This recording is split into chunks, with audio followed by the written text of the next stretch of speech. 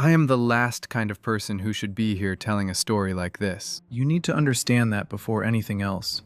I wasn't someone who avoided the subject of death out of fear or superstition. Quite the opposite. I was a financial analyst by training, 30 years working with data, projections, probabilities. My entire life was built on one simple premise. What cannot be measured cannot be trusted. Everything else is illusion, cheap comfort for those who can't handle the coldness of facts. So whenever someone talked to me about spiritual experiences, visions, something beyond, I'd listen with that polite smile of someone who has already decided the other person is fooling themselves, and I'd change the subject. That was the person I was. But then I lost my son. 3 years. 3 years and 2 months of life, to be exact.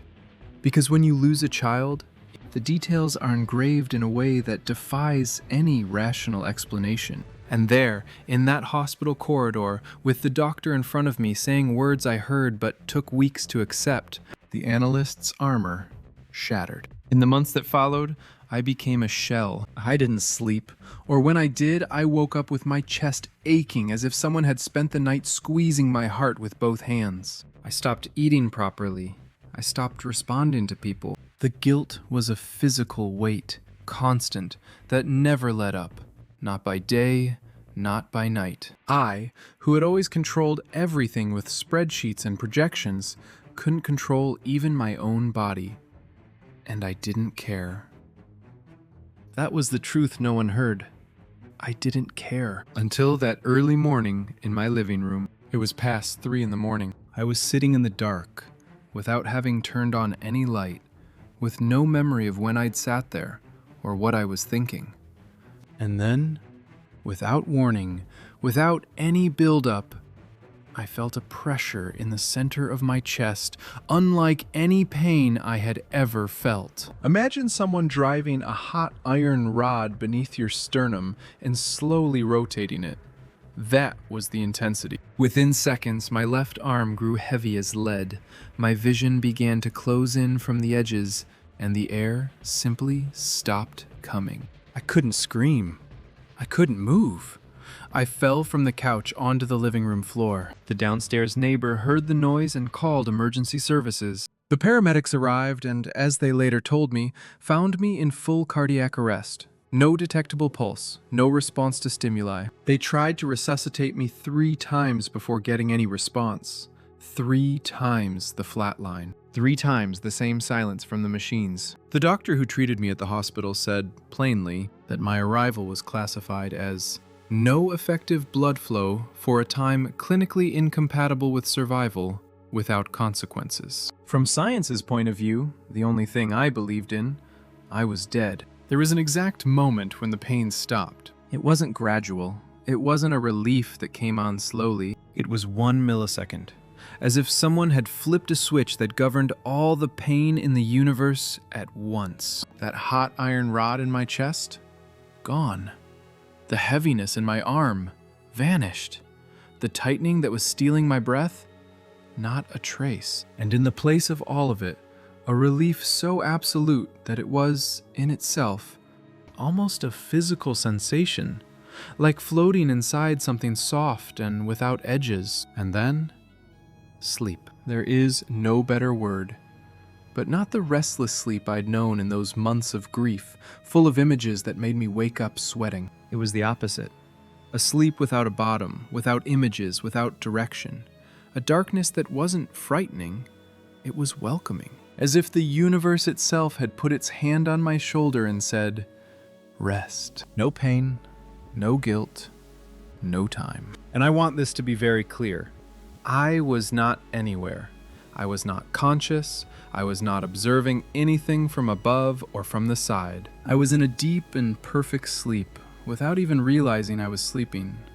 It wasn't heaven, it was rest.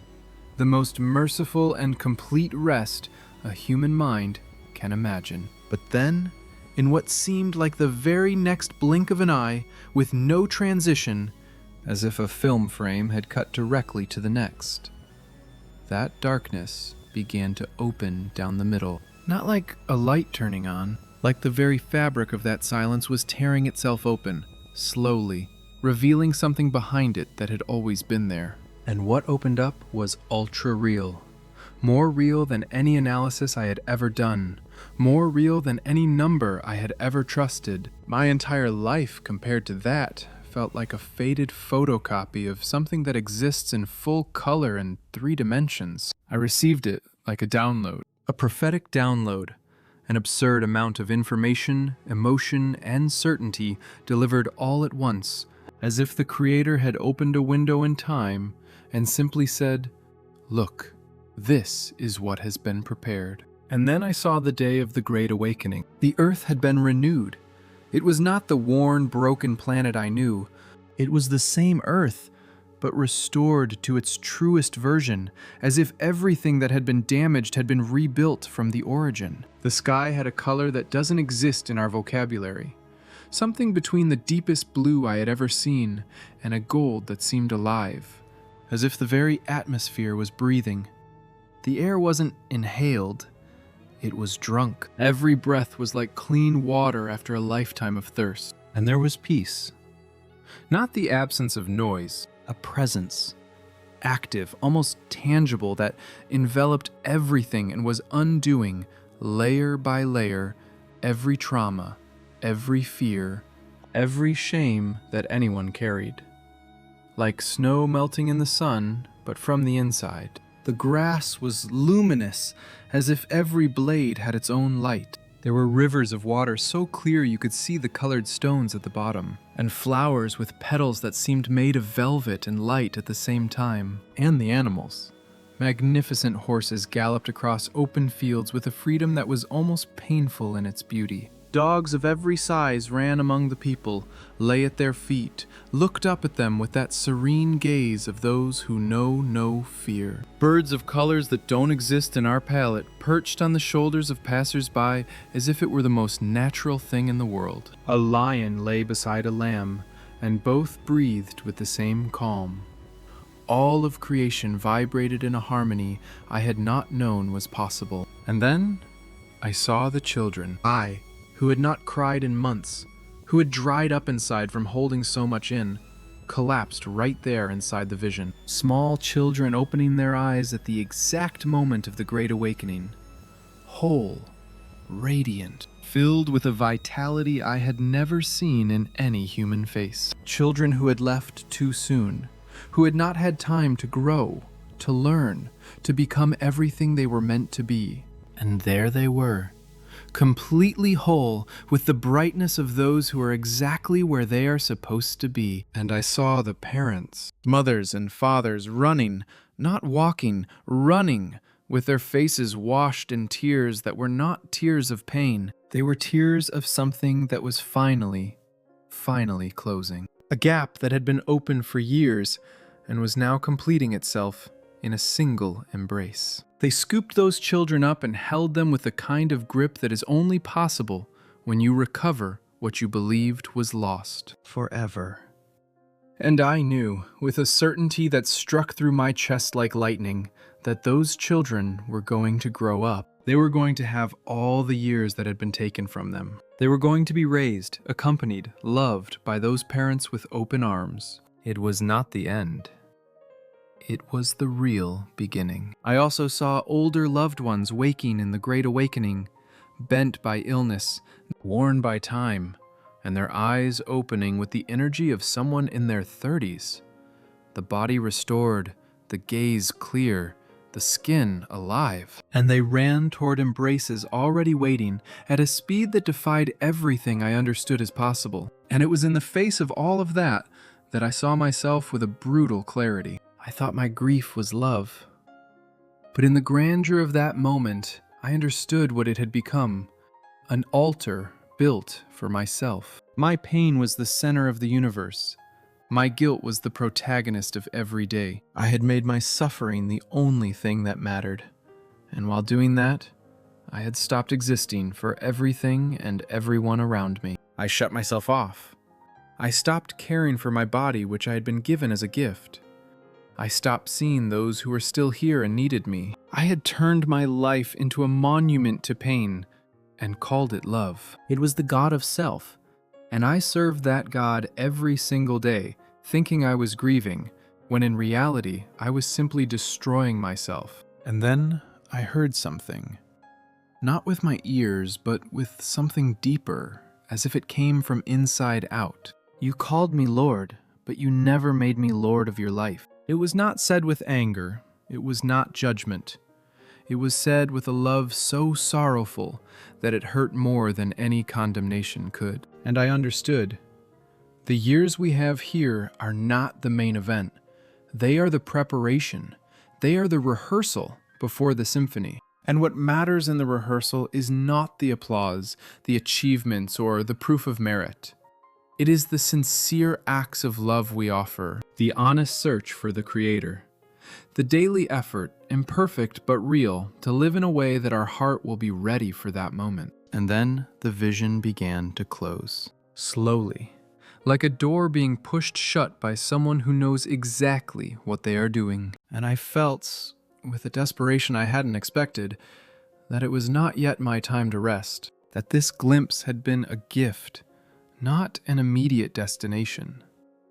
There was something here I still needed to do, a life that needed to be lived for real, not performed. And then, the whoosh, as if I had been pulled back into my own body at an impossible speed.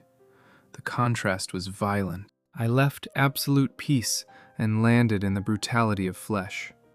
The weight returned all at once, the cold of the gurney, the sharp smell of the hospital, the beeping of the machines, the ceiling of white light. I opened my eyes. The medical team was around me, tense faces, urgent postures, and the first thing I registered was the expression of one of the nurses. She stopped for a second, looked at me, and took a step back. Because I was smiling. A man who had been in cardiac arrest for a time clinically incompatible with normal survival was waking up with a piece on his face that did not belong to that room. The doctor asked how I was feeling. I said, "He is okay. My son is okay. He is in a peaceful sleep. And when he wakes up, it is going to be the most beautiful thing that exists." No one in the room understood what I meant in that moment. But I knew, and that certainty was more solid than any number I had trusted in 30 years of analysis. Now I need to speak directly to you. If today you carry the weight of a child who is gone, if there is a room you cannot bring yourself to open, a birthday the calendar keeps marking without mercy, a guilt that wakes you at 3 in the morning, listen to what I saw. For them, the pain is over. In the millisecond their eyes closed, all suffering disappeared. They are in a deep, peaceful sleep, with no awareness of time passing, no anguish, nothing that hurts. And the next blink of their eyes will be exactly that scene I saw. The great awakening, the restored world, the whole body, and your arms open for them. This is not invented comfort. This is what I received, and it is what gave me back the will to be here. What I learned, what that prophetic download engraved in me permanently, is that the most important thing you can do with the time you still have is to seek the Creator sincerely. I am not talking about rituals or labels. I am talking about an honest, daily, imperfect but genuine search for the one who prepared everything I saw. About living in a way that your heart will be ready when the great awakening comes. Because it is coming, and it will be exactly like that. Tell me in the comments, who is the first person you can't wait to embrace on that day?